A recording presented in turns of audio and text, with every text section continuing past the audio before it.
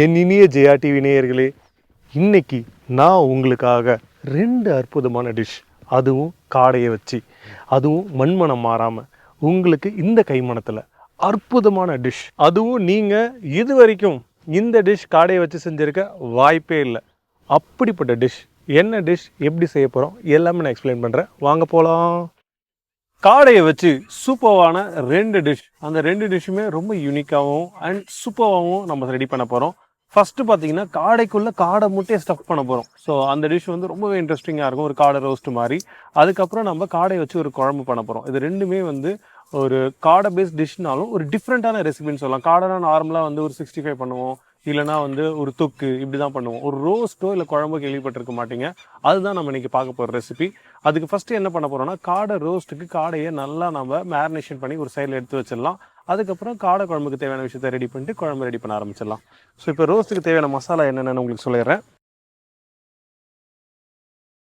காடை 2 காடையை எடுத்து நம்ம இதில் போட்டுக்கிறோம். இது நல்லா நம்ம ஸ்லிட் பண்ணி விட்டுக்க போகிறோம். ஏன்னா நம்ம மசாலா போட பார்த்து அது உள்ள வரைக்கும் நல்லா போயிட்டு ஊறணும். அதனால் மார்க் பண்ணிக்கலாம்.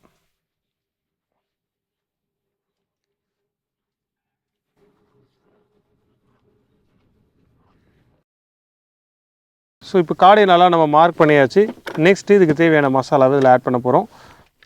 இந்த மசாலா ஆட் பண்ணுறதுக்கு முன்னாடி ஃபஸ்ட்டு இதுக்கு தேவையான எண்ணெய்.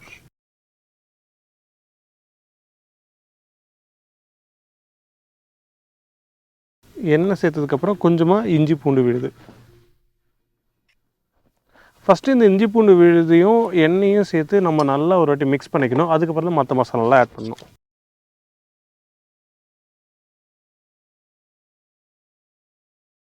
இப்போ நம்ம என்ன பண்ண போகிறோம்னு கேட்டிங்கன்னா, இதுக்கு தேவையான மசாலாஸ் எல்லாத்தையும் ஒன் பை ஒன்னாக இதில் நம்ம ஆட் பண்ண போகிறோம்.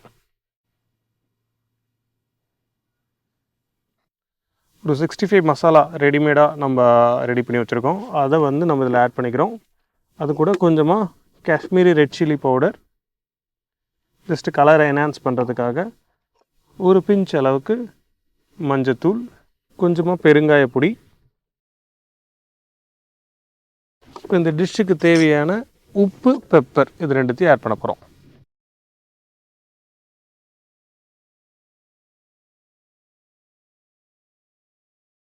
இப்போ நம்ம இதை நல்லா மிக்ஸ் பண்ணிக்க போகிறோம்.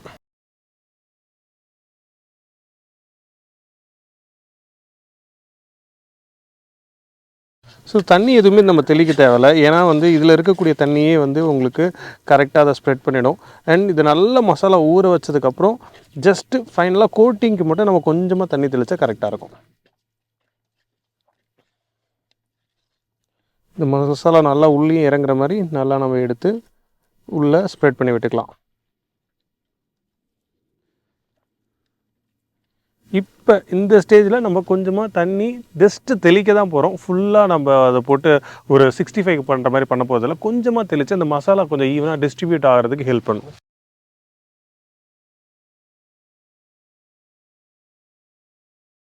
இந்த மாதிரி கொஞ்சம் கொஞ்சமாக தான் நீங்கள் சேர்க்கணும். எடுத்தோடனே நிறைய சேர்த்துட்டிங்கன்னா என்ன ஆகும்னா, அது உங்களுக்கு கொஞ்சம் வாட்டரி ஆகிட்டாலுமே சரி, நீங்கள் நினச்ச கன்சிஸ்டன்சி உங்களுக்கு வராது.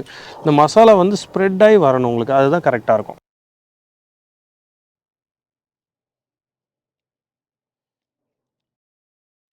இப்போ இந்த மசாலா வந்து உள்ளெல்லாம் நல்லா ஸ்ப்ரெட் ஆகிடுச்சான்னு ஒரு வாட்டி நம்ம இந்த மசாலாவை எடுத்து உள்ளே ஃபுல்லாக ஸ்ப்ரெட் பண்ணி விட்டுக்கலாம். ஏன்னா அப்போ தான் வந்து உள்ளே நீங்கள் சாப்பிட பார்த்துமே நல்லா இருக்கும். அந்த போன் வரைக்கும் அந்த மசாலா நல்லா இறங்கணும்.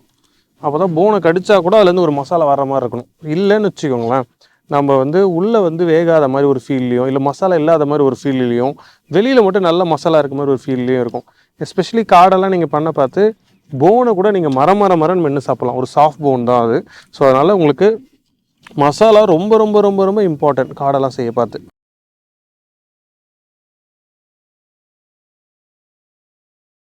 இப்போ காடை ரெடி ஆகிடுச்சு, இது ஒரு சைடில் வச்சுக்கலாம். ஸோ இப்போ நெக்ஸ்ட் பார்த்தீங்கன்னா காடை குழம்புக்கு தேவையான மிசம்பலா ரெடி பண்ண போகிறோம். அதுக்கு ஃபஸ்ட்டு நம்ம ஆனியனை நல்லா ஸ்லைஸ் பண்ணிக்கலாம்.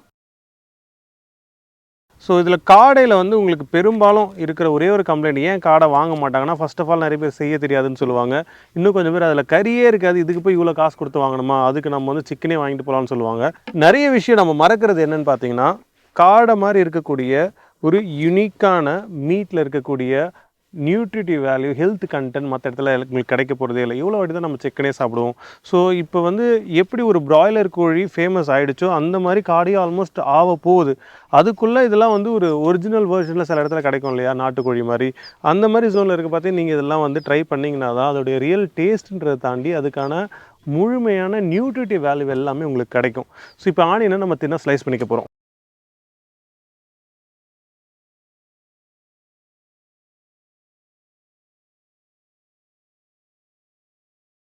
இப்போ ஆனியன் நம்ம கட் பண்ணி முடிச்சாச்சு. நெக்ஸ்ட் சைட் பை சைடு அதுக்கு ஒரு கடாயை வச்சுட்டு குக் பண்ண போகிறோம். குக் பண்ண பார்த்து என்னென்ன விஷயங்கள் தேவையோ அதையும் நம்ம சைட் பை சைட் கட் பண்ணி ஆட் பண்ண போகிறோம். நம்மளுடைய சீசன் பண்ண கருப்பு கடாயை வச்சாச்சு. இப்போதுமே காலையில் இன்னொரு விஷயம் நீங்கள் தெரிஞ்சுக்கணும் என்னென்னா, இப்போ வந்து கிரேவி போட பார்த்து ஒரே ஒரு காடை மட்டும் நான் பீசஸாக கட் பண்ணியிருக்கேன். மீதி 2 காடையும் நான் ஹோலாக தான் போட போகிறேன். எனக்கு ஹோலாக தான் பிடிக்கும். ஆனால் நிறைய டவுட்ஸ் என்னவாக இருக்குன்னா, காடையை சின்ன சின்னதாக கட் பண்ணி போட்டால் நல்லா இருக்குமா நல்லா இருக்காதான்னு சொல்லிட்டு காடையை சின்ன சின்னதாக கட் பண்ணி போட்டால் நல்லா இருக்கும். குக்கிங் டைம் மட்டும் கொஞ்சம் மாறும். ஸோ அவ்வளோதான், வேறு எதுவுமே இல்லை. மீதி காடை எல்லாத்தையும் நான் மார்க் பண்ணிக்க போகிறேன். அண்ட் ஒரே ஒரு காடையை மட்டும் நம்ம கட் பண்ணி போட போகிறோம். ஸோ எப்படி நம்ம அந்த காடையை இது பண்ணுமோ அதேமாரி தான். ஆனால் முழுசாக போட போகிறதில்ல. இந்த மாதிரி நீங்கள் ஒரு லெக் அண்ட் பிரெஸ்ட் இதை மட்டும் பிரிச்சுட்டா போதும். நீங்கள் ஜஸ்ட் ஒரு ஜென்டலாக ப்ரெஸ் பண்ணிங்கனாலே இது தனியாக வந்துடும்.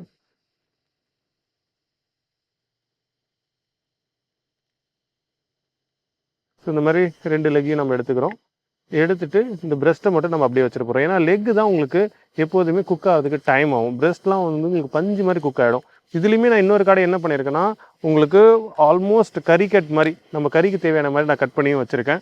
ஸோ இதனால் என்ன ஆகும்னு பார்த்தீங்கன்னா, உங்களுக்கு 3 விதமான டெக்ஸ்சர்ஸில் உங்களுக்கு காடை கிடைக்கும். ஒன்று வந்து கட் பண்ணால் அது எப்படி உங்களுக்கு பிடிச்சிருக்கு, இல்லைனா ஹோல் காடையாக நீங்கள் ஒன்று போட்டு பாருங்கள். இல்லைனா இந்த மாதிரி நான் இப்போ லாஸ்ட்டாக உங்களுக்கு காலை மட்டும் பிரித்து காமிச்சேன், அந்த மாதிரி போட்டு பாருங்கள்.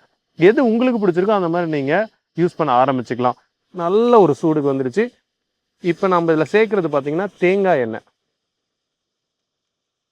குக்கிங் கோகோனட் ஆயில், அதுவும் செக்கு எண்ணெய் நம்ம யூஸ் பண்ணுறது.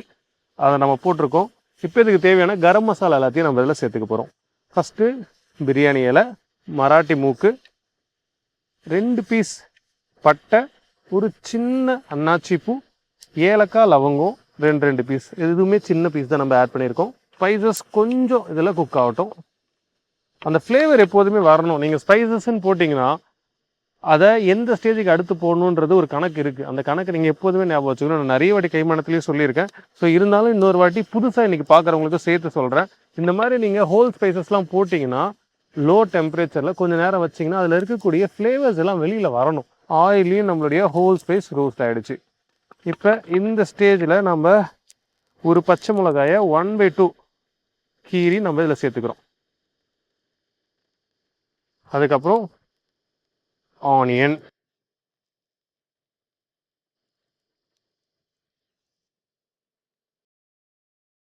ஆனியனை சேர்த்ததுக்கப்புறம் கொஞ்சமாக மஞ்சத்தூள் அண்ட் மேலே இன்னும் கொஞ்சம் எண்ணெயை ஊற்றிட்டு இதை நம்ம வதக்க ஆரம்பிச்சிடலாம்.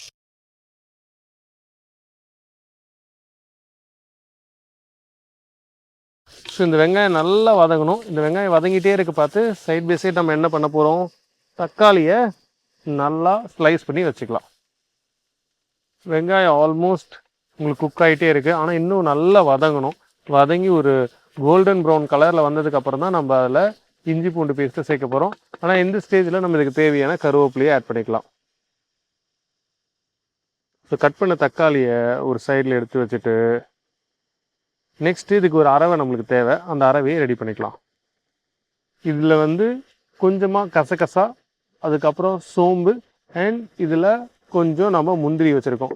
இது கூட ஒரு பச்சை மிளகா, அதுக்கப்புறம் சின்ன வெங்காயம், இது எல்லாத்தையும் சேர்த்து நல்ல ஒரு பேஸ்ட்டாக அரைக்க போகிறோம்.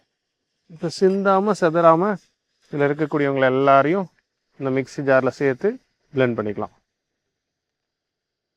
இது அட்லீஸ்ட் வந்து உங்களுக்கு அந்த கசகசா சாஃப்டாகிற அளவுக்கு ஊறணும். ஸோ கசகசாவும் கேஷ்யூ நட்டும் கொஞ்சம் சாஃப்டாகிற அளவுக்கு ஊறணும்.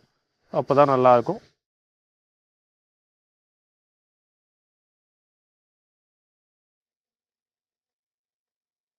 ஸோ இப்போ பார்த்தீங்கன்னா நம்மளுடைய கசகசா, சோம்பு, முந்திரி, அது கூட பச்சை மிளகா, சின்ன வெங்காயம், இது எல்லாத்தையும் போட்டு நம்ம இங்கே பேஸ்ட்டாக அரைச்சிருக்கோம். அது ஒரு சைடில் எடுத்து வச்சுக்கலாம். இப்போ நம்மளுடைய வெங்காயம் நல்லா வதங்கிடுச்சு.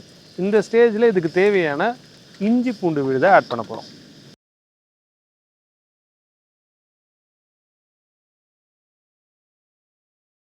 இதோடைய பச்சை வாசனை நல்லா போகணும், அது வரைக்கும் நம்ம இதை குக் பண்ணிக்கணும். அதுக்கப்புறமா தான் நம்ம அதில் தக்காளியை சேர்க்க போகிறோம். அண்ட் இன்னொரு விஷயம், நீங்கள் நார்மலாக குக்கிங்கில் தெரிஞ்சிக்க வேண்டியது என்னென்னா, அடிக்கடி நான் சொல்கிறது தான், இருந்தாலும் இதனுடைய கடமை. அதை என்னென்னா, வெங்காயம் போடுறீங்கன்னா அந்த டைமிங்கில் கொஞ்சமாக மஞ்சத்தூள் போடுங்க. வேணால் மஞ்சத்தூளோட ஸ்ட்ராங் ஃப்ளேவர் வந்து கடைசி வரைக்கும் இருக்கிறதுக்கான வாய்ப்பு இருக்கும். ப்ளஸ் அது போட்டு குக் பண்ண பார்த்து உங்களுக்கு யூனிஃபார்மாகவும் இருக்கும். அதேமாதிரி தக்காளி போட்டால் உப்பு போடுங்க. இது எல்லாமே உங்களுடைய குக்கிங் ப்ராசஸை கொஞ்சம் ஈஸியாகும். ஸோ இப்போ இஞ்சி பூண்டு பேஸ்ட்டோட பச்சை வாசனை போயிடுச்சு. இந்த ஸ்டேஜில் நம்ம இதுக்கு தேவையான தக்காளியை ஆட் பண்ண போகிறோம். இப்போ நம்ம தக்காளி போட்டாச்சு. இப்போ தக்காளி சேர்த்த உடனே இதுக்கு தேவையான உப்பை ஆட் பண்ணிக்கலாம்.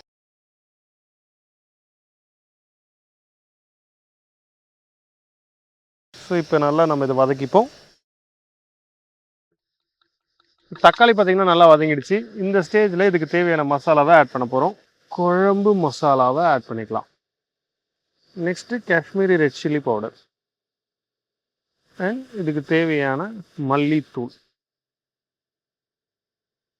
கொஞ்சமாக பெருங்காயம் அண்ட் இந்த ஸ்டேஜில் இன்னும் கொஞ்சம் கருவேப்பிலையும் நம்ம இதில் ஆட் பண்ணிக்கிறோம். ஆட் பண்ணிட்டு இந்த மசாலாவை நல்லா மிக்ஸ் பண்ணி விட்டுக்கலாம். இந்த ஸ்டேஜில் நம்ம காடையும் ஆட் பண்ணி நல்லா குக் பண்ணிக்க போகிறோம். அதுக்கப்புறம் நம்ம அரைச்சி வச்சிருந்துக்கு அரவையை அதில் நம்ம சேர்க்க போகிறோம்.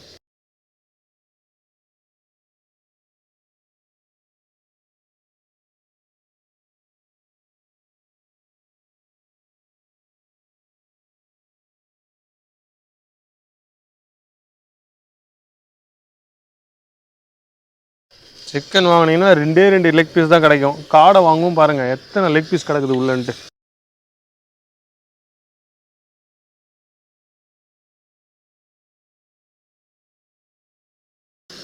இப்போ இந்த மசாலா வந்து ஒன்றோட ஒன்று நல்லா சேர்ந்ததுக்கப்புறம் கொஞ்சமாக தண்ணி ஊற்றி குக் பண்ணிக்கணும். இந்த தண்ணி எதுக்கு ஊற்றுறோன்னு பார்த்தீங்கன்னா, அந்த சட்டி கீழே இருக்கக்கூடிய மசாலா எல்லாமே மிக்ஸ் பண்ணி வர்றதுக்காக.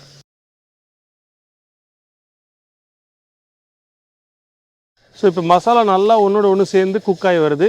இந்த ஸ்டேஜில் தான் நம்ம அரைச்சி வச்சுருந்தோம் இல்லையா அரவையில் என்ன சேர்த்துருந்தோம் மறந்துடாதீங்க. கசகசா, முந்திரி, சோம்பு, சின்ன வெங்காயம், பச்சை மிளகா, இவ்வளோ தான். இதை நம்ம அரைச்சி வச்சுருந்தோம் இல்லையா. ஃபைனலாக ஒரு மிக்ஸ். இவங்கள இந்த ஸ்டேஜில் இறக்கிக்கலாம். இப்போ நல்லா மிக்ஸ் பண்ணி கொஞ்சம் நேரம் நம்ம இதை குக் பண்ண போகிறோம்.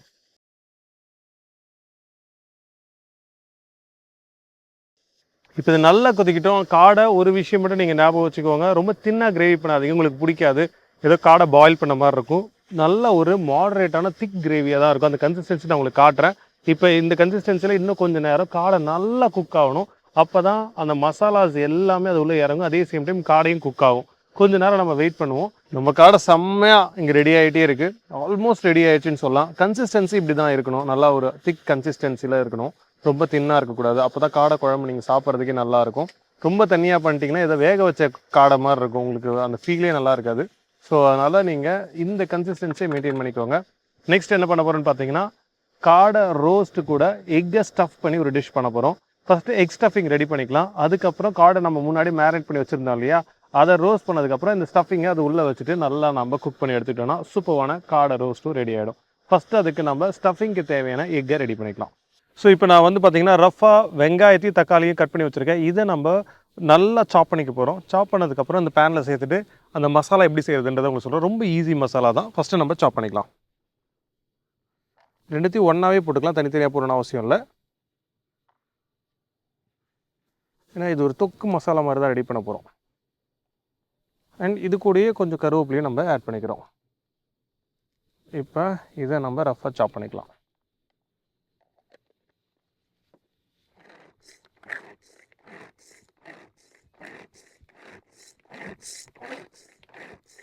ஸோ இப்போ நமக்கு தேவையான வெங்காயம், தக்காளி, கருவேப்பிலை இது எல்லாமே நல்லா ஒரு சாப்பாக ரெடி ஆகிடுச்சு. இதை நம்ம பேனில் சேர்த்து குக் பண்ண ஆரம்பிக்க போகிறோம். கொஞ்சமாக எண்ணெயை சேர்க்கணும்.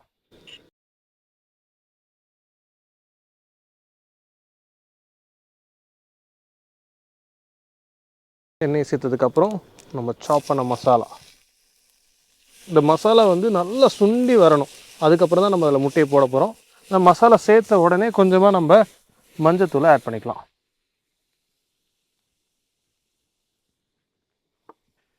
இப்போ இந்த மசாலாவை நல்லா நம்ம குக் பண்ணிக்க போகிறோம். அண்ட் இது வந்து குக் ஆகி நல்லா வந்து இப்போ போட்டிருக்கிறதுல பாதியாக வரும். அந்த பாதியாக வந்ததுக்கப்புறம் தான் நம்ம அதுக்கு தேவையான மற்ற ஸ்பைசஸ் எல்லாம் சேர்த்துட்டு, இங்கே நான் காடை முட்டை ஆல்ரெடி வேக வச்சு வச்சுருக்கேன், அதை போட்டு டாஸ் பண்ணிக்க போகிறோம். இதை டாஸ் பண்ணி ஒரு சைடில் எடுத்து வச்சதுக்கப்புறம் காடை ஆல்ரெடி நம்ம மேரினேஷன் போட்டு வச்சுருக்கோம் இல்லையா ரோஸ்ட்டுக்கு, அதை எடுத்து ரோஸ்ட் பண்ணிவிட்டு இந்த மசாலாவை காடை உள்ள ஸ்டஃப் பண்ணி எடுத்துட்டோம்னா ஸ்டஃப்டு காடை ரெடி.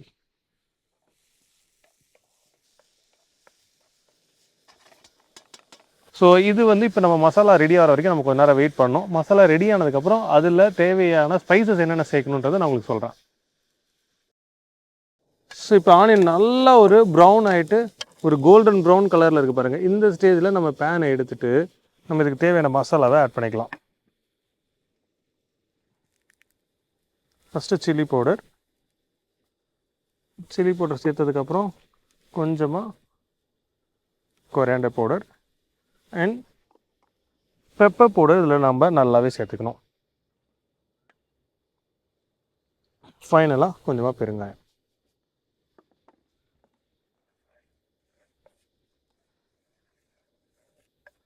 இது வந்து இந்த மாதிரி ட்ரை மசாலாவை தான் நீங்கள் ரெடி பண்ணணும். இதுக்கப்புறம் நீங்கள் தண்ணி ஊற்றினோடனே அது வேறு ஒரு கன்சிஸ்டன்சிக்கு மாறும்.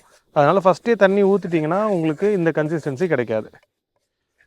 நல்லா ஆனியன் வந்து ஒரு ப்ரௌன் கலரில் ஆகும். நீங்கள் பயப்படவே தேவையில்ல, ப்ரௌன் கலரில் இருந்தால் தான் நல்லாயிருக்கும். இப்போ இந்த ஸ்டேஜில் நம்ம கொஞ்சமாக இதில் தண்ணியை ஆட் பண்ண போகிறோம். இந்த டிஷ்ஷுக்கு தேவையான உப்பை ஆட் பண்ணிக்கலாம். இப்போ ஆல்ரெடி காடை முட்டையை நம்ம அவிச்சு உரித்து வச்சுருக்கோம், அதை நம்ம ஆட் பண்ண போகிறோம்.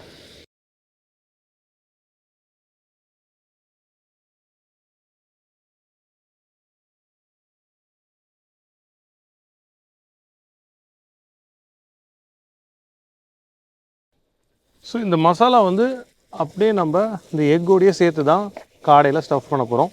ஆனால் இந்த மசாலா நீங்கள் நல்லா வந்து கொஞ்சம் எக்கோடு வச்சு குக் பண்ணிக்கிட்டே இருக்கணும். அப்போ தான் வந்து உங்களுக்கு எல்லாமே வந்து ஒரு திக்கான கன்சிஸ்டன்சிக்கு அது ரெடி ஆகும். இந்த கன்சிஸ்டன்சி வந்துச்சுன்னா தான் உங்களுக்கு ரெடின்னு அர்த்தம். இதுவே நீங்கள் வெங்காயம்லாம் ஃபுல்லாக குக் ஆகாமல் வச்சிங்கன்னா இதில் வந்து கொஞ்சம் ப்ரௌனான டேஸ்ட், அதாவது ஒரு கேரமலைஸ்ட் ஆனியன் டேஸ்ட் இருக்கும். அதுதான் இந்த டிஷ்ஷோட டேஸ்ட்னே சொல்லலாம்.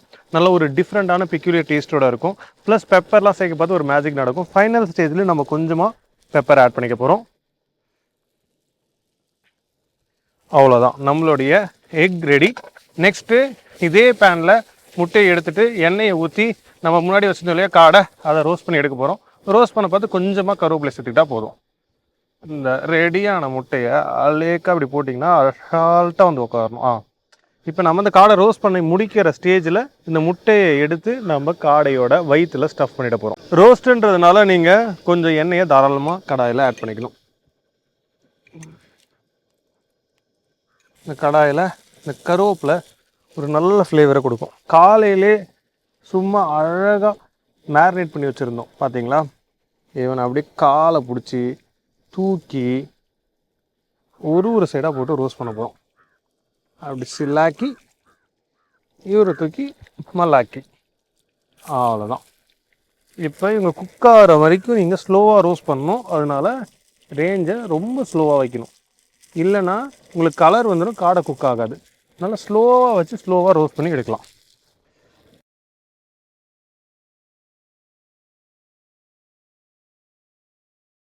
ஒரு சைடு குக் ஆகிறதுக்கே மினிமம் வந்து உங்களுக்கு 5 to 6 minutes ஆகும். நீங்கள் பொறுமையாக நீங்கள் வெயிட் பண்ணி தான் அதை குக் பண்ணணும். அதுமாதிரி 2 சைடு போட்டு முடித்ததுக்கப்புறம் அப்சைட் டவுன் காடையை பண்ணிவிட்டு குக் பண்ணிங்கன்னா கரெக்டாக இருக்கும். ஃபஸ்ட்டு இந்த சைடை முடிக்கிறோம், அடுத்து இன்னொரு சைடை முடித்ததுக்கப்புறம் நீங்கள் அப்படியே அப்சைட் டவுன் போட்டு குக் பண்ணிட்டோன்னா நம்ம காடை ரெடி ஆகிடும். இப்போ நம்ம காடையை ப்ளேஸ் பண்ணி 6 நிமிஷம் கரெக்டாக ஆகிடுச்சு. இப்போ நம்ம காடையை அப்சைட் டவுன் திரும்ப போகிறோம்.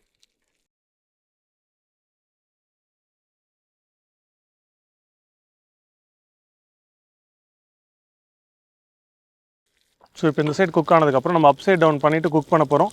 அப்சைட் டவுன் பண்ணிவிட்டு குக் பண்ணதுக்கப்புறம் ஆல்ரெடி நம்ம ஸ்டஃபிங் இங்கே ரெடி பண்ணி வச்சுருக்கோம் இல்லையா, அதை ஸ்டஃப் பண்ண போகிறோம். இதுக்கு ரொம்ப டைம் எடுக்காது, நீங்கள் சைட் வைஸில் குக் பண்ணுறதுக்கு தான் டைம் எடுக்கும்.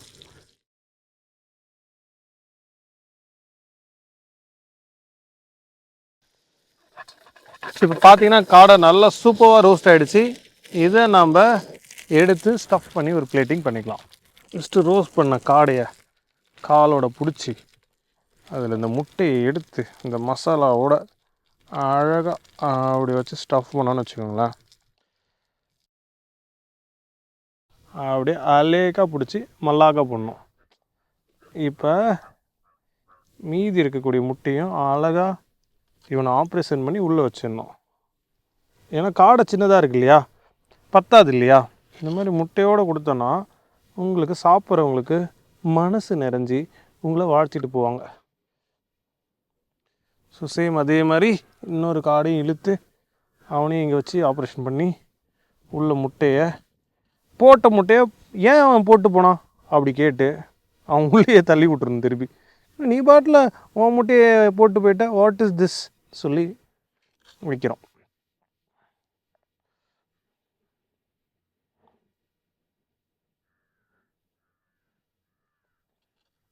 மீதி இருக்க கூட முட்டையையும் அழகாக பக்கத்துலேயே வச்சு நாம் என்ஜாய் பண்ண போகிறோம்.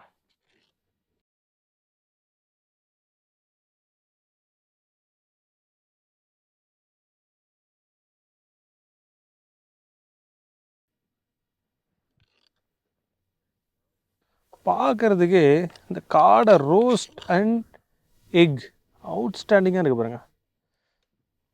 செம்ம சூப்பராக இருக்குல்ல. இதே மாதிரி நம்ம காடையோட குழம்பு ரெடி பண்ணோம்ல, அவனையும் ஒரு சட்டியில் ஊற்றிப்போம். சட்டியில் அப்படியே திக்காக இருக்க பாருங்கள். எப்போதுமே காடை குழம்பு இப்படி தான் இருக்கணும். நீங்கள் தண்ணியாக வச்சிங்கன்னா இது சாப்பிட்றதே உங்களுக்கு பிடிக்காது. இந்த மாதிரி திக்காக இருந்தானா காடை எது குழம்பு எதுன்னு தெரியாமல் அப்படியே சூப்பர் டைட்டாக இருக்கணும். அந்த அளவுக்கு இருந்தால் தான் நம்ம சாப்பிட்றதுக்கும் நல்லாயிருக்கும்.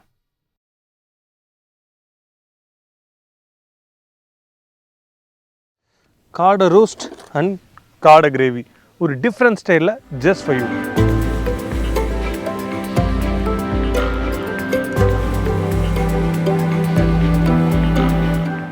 என்ஜாய் பண்ணுங்கள். இதுமாரி சூப்பர் ரெசிபீஸோடு நான் உங்களை வந்து பார்க்குறேன். Until then bye from chef Saravanan. Tata.